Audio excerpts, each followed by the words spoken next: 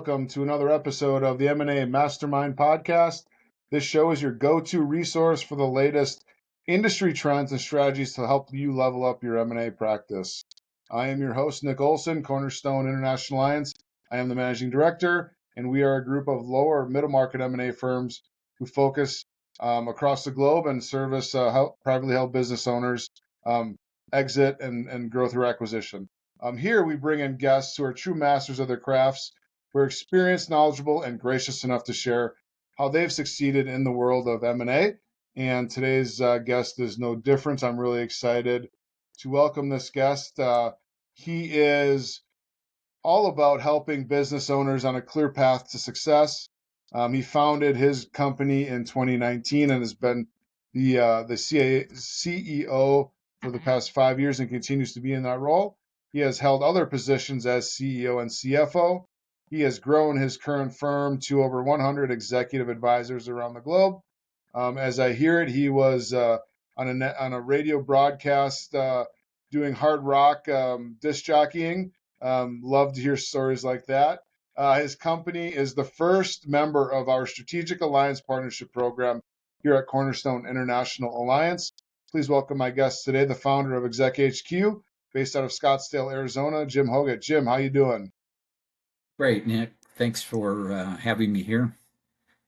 Yeah, very excited to have you, and I'm really excited about the topic that we're going to talk about today and dive into what ExecHQ and you and your team does. And today we're talking about enhancing the value of your client's business. And as M&A advisors and professionals, we work with business owners, typically privately held, lower middle market, 5 to 150 million in revenue type of companies. And we come across a lot of opportunities, potential clients that are ready to sell or maybe not ready to sell, it depends. And once we dive into the numbers, it's really interesting to see, the expectations of our potential clients compared to whether, they're going to get that dollar figure when they sell their company. And so that's really where ExecHQ comes in to help bridge that gap. So first and foremost, welcome, and tell us a little bit, about ExecHQ and why you founded this company 5 years ago. Yeah, thanks. Prior to starting ExecHQ, I was part of a large CFO consulting firm as a senior partner. And after having been in consulting for many, many years, I decided to go off and start kind of a new type of a consulting firm. If anything, we're more like executives as a service. But I was trying to solve for a number of issues within the consulting market. The first thing is our consultants are rarely treated very well by the consulting firm. I mean, there are some exceptions, but we formed as a family-first organization. So, we really want our executives to put the needs of their families as their primary commitment. Secondly, from a financial standpoint, usually the consulting firms keep quite a large percent of the revenues that comes in from clients and may only share 50 to 80% of the revenues with the consultants actually doing the work. At our firm, about 97% of the revenues coming in from clients goes to our executives, and ExecHQ can live pretty comfortably on 3% of revenues.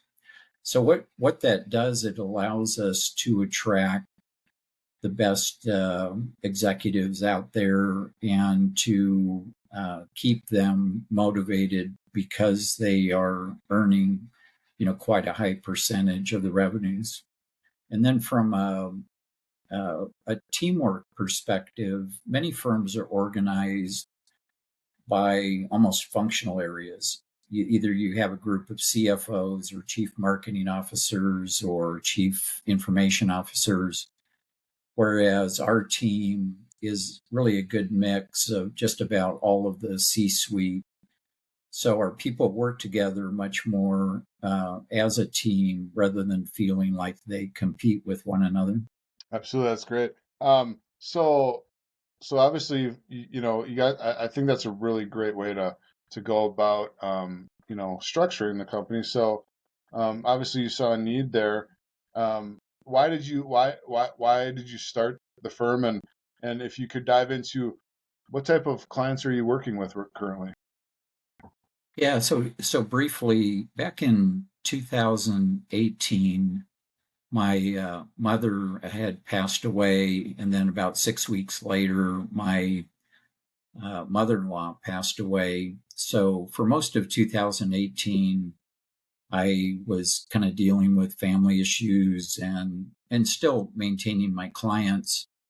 And then in early 2019, I got an email from the managing partner of my former firm, basically saying they were going to demote me from being a senior partner because my revenues were off in the prior year, and he kind of knew full well about the two deaths in my family. So I literally got his email, hand wrote my letter of resignation, and drove it down to his office. And it was a couple days later when I decided, I really ought to start a firm that focuses on the more important things in life, family and things like that.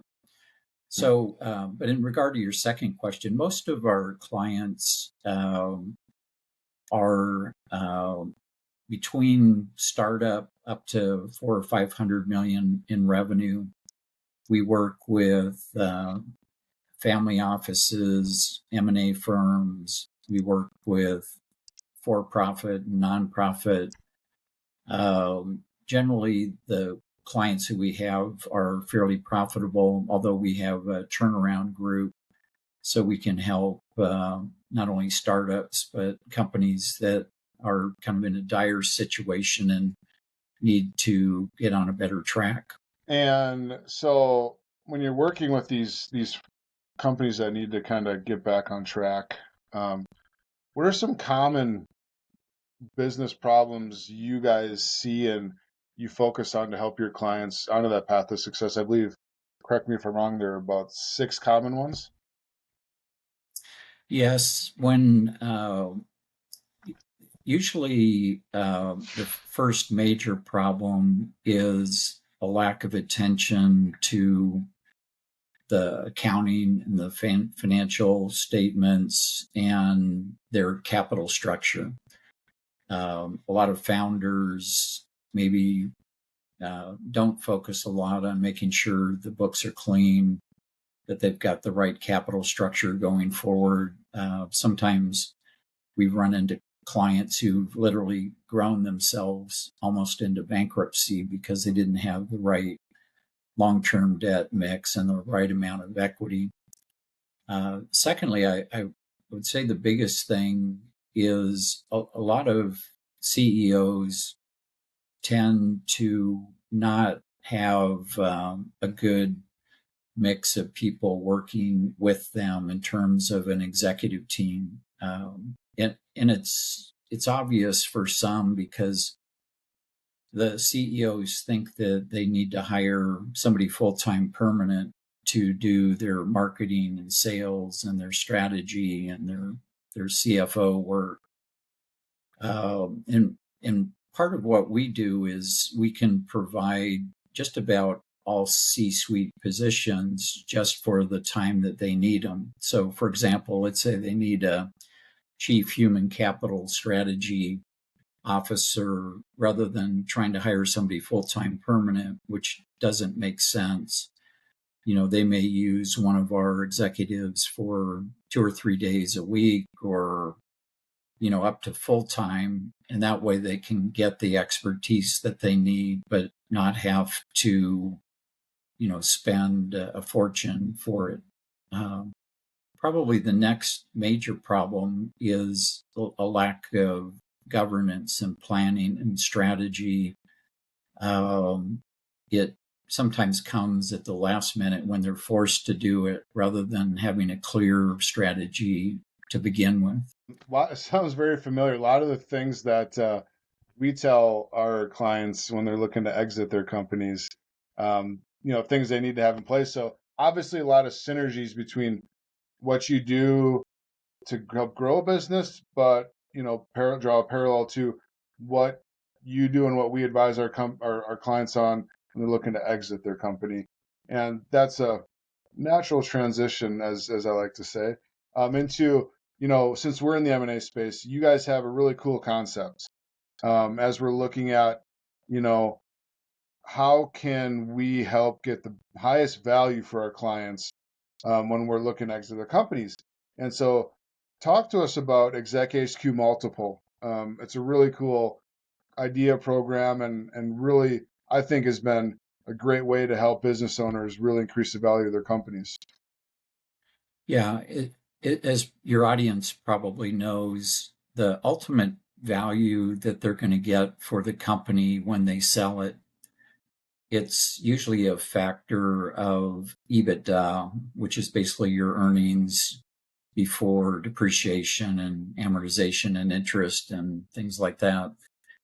But if you take EBITDA times, let's say, a multiplier, let's say you have a $5 million company, and let's say the average multiple is 4. So 5 million times 4 would mean you essentially have a $20 million company.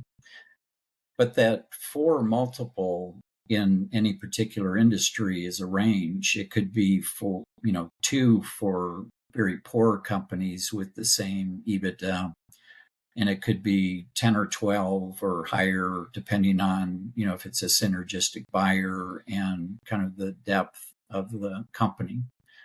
So ExecHQ multiple, we look at the multiple side of the equation. Usually you're going to have, there's probably 100 factors we look at in improving the multiple. There are obvious ones like, proper cybersecurity and strategy and planning and a good rounded executive team. And let me just give you an example, which you're very familiar with. Let's say a company has one CEO and then just a lot of middle-level managers around them, sell the company, and he wants to exit at the sale. The buyers are not going to pay as much for the company because they would have to build basically the C-suite team when that individual exits. But if a company does a good job in putting in, kind of a C-suite level person in charge of technology and sales and marketing, each of those positions, and that's why, again, you don't want to hire full-time permanent people for all those positions, depending on the size of your company. But if you can bring in the right people so that the CEO isn't wearing, 10 or 11 hats, then the exit is much smoother and it yields a better result on the price wise. The other part of it is when a company is kind of stretched thin and they are just running on all cylinders and they don't have any capacity, it's sometimes a factor that will result in a lower value. Or if there's a lot of kind of junk in the balance sheet and income statement, personal expenses that are being run through. So we come in and assess these 100 different factors that either would reduce the value, reduce the multiple.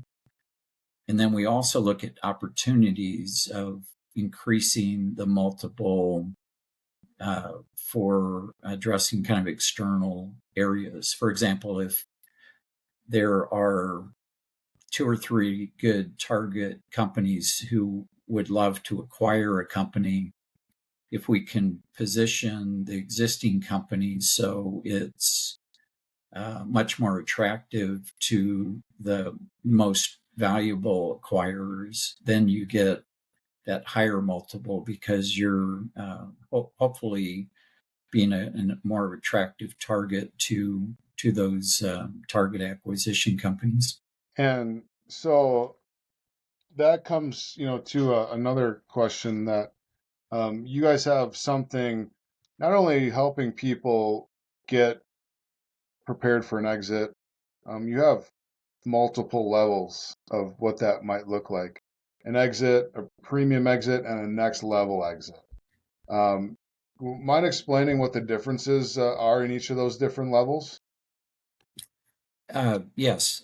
Let's say a company comes to us and they may even have an offer in hand and says, we want help to get the best value, but they, for whatever reason, want to exit in 6 or 9 months.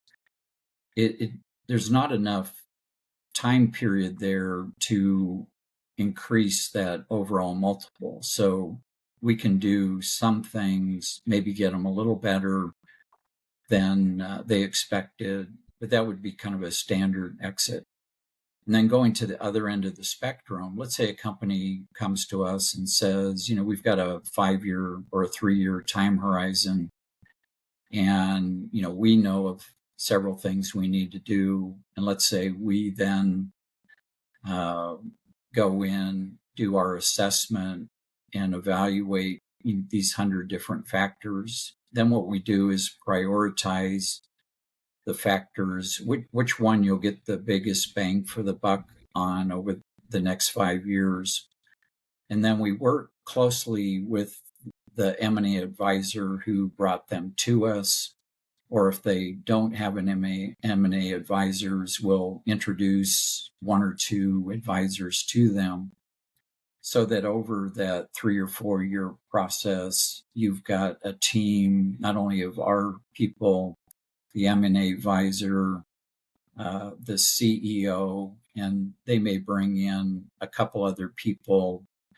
And we work almost as an advisory board, meeting quarterly or monthly over that period of time, so that when the 3 or 5 years is up, they're exiting at that very, very high premium multiple. Mm-hmm. Yeah, I see you basically in your materials that I have here. You're basically at that next level. You're repositioning the company, to get that next level multiple, as opposed to just doing some cleanup or some strategy work, right? Right. Yeah, we've found that most M&A advisors, they can give great advice to their clients, but sometimes, and Nick, you've probably seen this a lot of times. You may have a company come to you and they want 50 million for the company, but in reality, they may only be worth 30 million. So instead of telling them no, if you can introduce them to ExecHQ, and then we can work with them for 2 or 3 years to get them to the multiple that they desire.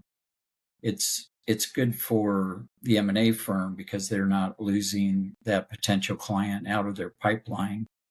It's also good for the company because they're not being told, no, we can't help you, but we're putting together a strategic plan and we're implementing the plan so they can be successful. The other piece to it is, their CPA or their M&A advisor or even their attorney might give them a lot of advice, but neither of those advisors can roll up their sleeves, kind of help run the company and help execute on those ideas and take them to where they need to be. So we can literally go in with our chief sales officers and chief marketing officers and operations people and fix and improve or optimize many of the areas within the company that they know they need to have fixed, but don't have the resources to fix on their own. Yeah, I mean you're spot on. As M&A advisors, we do what we do really well. And I think as an industry in general, I know there's some out there that also, do some consulting work and whatnot, but we're best suited to serve our clients in the exit of their company or the growth through acquisition, whatever the case may be. We do have good advice, but like you said, we're typically not the people doing the work. And if you can align yourself with something, someone who does the work and can bring you back that client in a way better spot, that's a win-win situation, win-win-win. Win for Right. you, win for the client, win for us as the firm. And, they're going to be happy when they get over their asking price, for or what they wanted to get out of the company, over expectations when they're ready to exit. I think that's a great way to look at it. And, instead of saying, oh, and you and I have talked about this many times in the past, that, you look at our group, and we did some research on this, and we asked a question in a recent survey, like, how many opportunities do you walk away from? And the number was a lot higher than I thought. It's well over 50%. And so instead of, just, and our group does, it's not always just a no, kind of go on, good luck kind of thing. They'll refer them to, maybe it's a person who can better handle the job because it's an ESOP or a Main Street deal or an industry Right. thing or Yeah. whatever. However, the ones that we're saying no to because they're just not ready to sell, let's transition them over to someone who can get them ready and then bring them back to us in a much better state, right? And so you guys Yeah. do that work. Typically, what does when they go through that process? Two-part question. One, on average, I know you're going to say it depends, but on average, how long are you working with companies typically?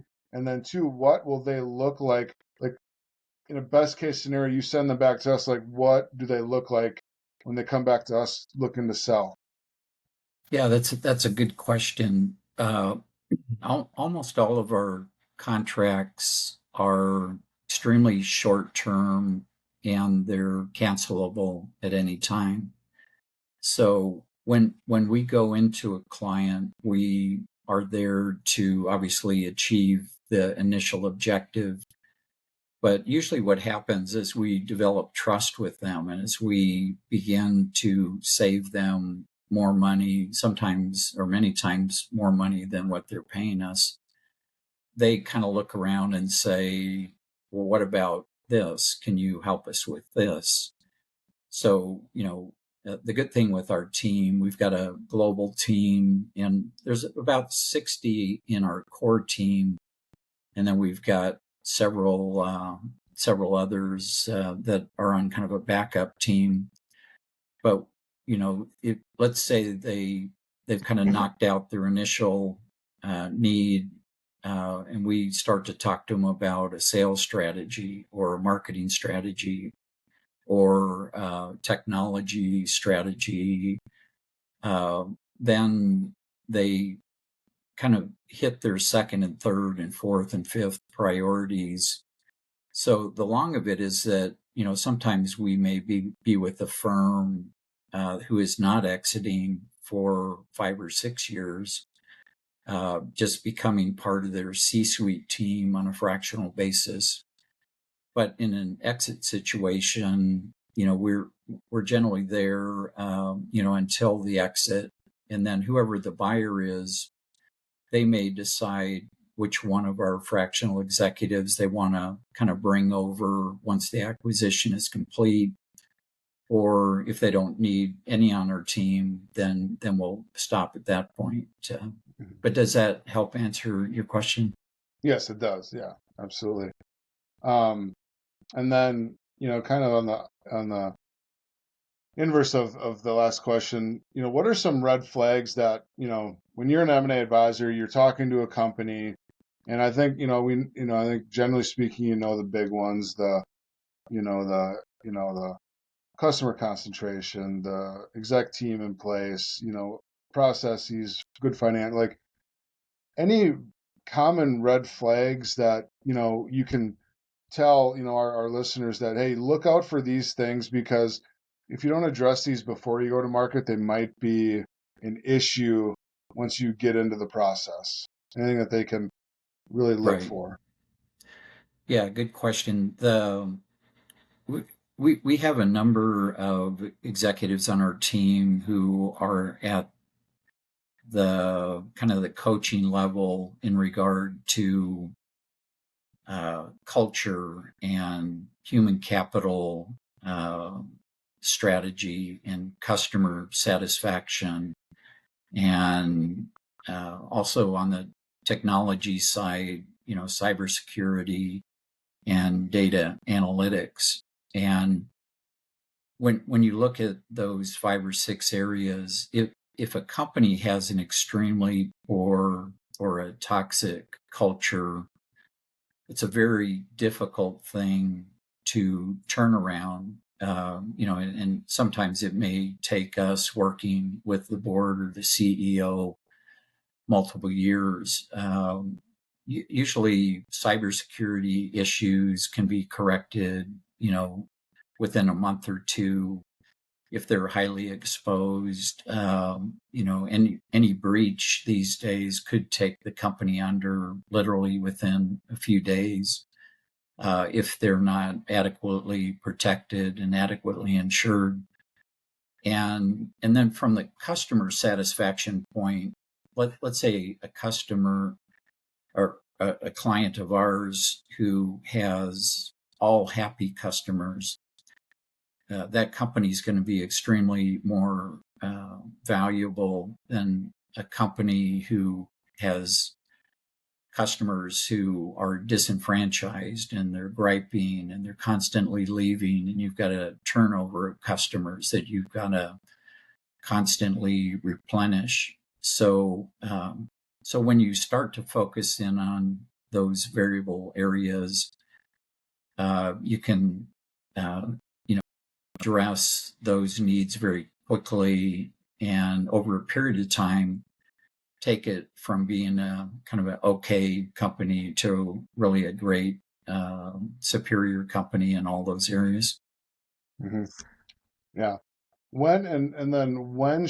At what point in the process, in the conversation, should, let's say, a business owner comes to one of our groups and says, "Hey, we want you to sell our business." We're going through the kind of the exploratory phase of figuring out where the financials are, all that sort of stuff. Like, at what point should they bring in someone like you or your advisors into the equation to either help identify these issues and pass them on to you, or just bring you in and say, "Hey, you guys really should work with a team at ExecHQ to increase the value of your company now, and a couple of years ago we'll be ready to sell your company." Like, when should they bring you guys in? Yeah, and probably what you're expecting the answer to be is as soon as possible. But let me add some background to that. So when we start working with a firm, we usually do a financial assessment and a cost saving study. To kind of an extreme example, we have a client out in Los Angeles who's looking to exit. And literally within the first 4 hours of us being engaged with them, we came up with $400,000 worth of cost savings that was very easily attainable. And that's an outlier. But what usually happens is as we begin working, we first look to low-hanging fruit where we can either improve the profits of the company or reduce the expenses of the company. And the good thing is if we can save them more money than they're going to pay us in fees, then we're not really a cost to them. We're almost kind of like a profit center in a sense. Mm-hmm. The other piece to it is, though, let's say we come in 3 years before an exit, we can work methodically and charge fairly reasonable billings over a longer period of time, and then we've got that length of time to make substantial changes, positive changes to the organization. But if somebody comes in and says, "Hey, I want to exit in 9 months," we've in many cases, a lot of the opportunities to improve the value of the company are not achievable because the time frame is too slow. Mm-hmm. And if we rush to try to achieve them, it's probably going to be more expensive than it would have been, doing it over a longer period of time. Mm-hmm. Yeah, that makes total sense. Timing is always important for sure. So if someone wanted to talk to you, work with you guys, send some potential clients over to you, how does one get a hold of you to work with your team? Yeah, the best way, and feel free to call my cell phone. It's 602-369-2108. Or if you go to our website, there's a contact me form there that you can fill out, and we will get back to you really quick.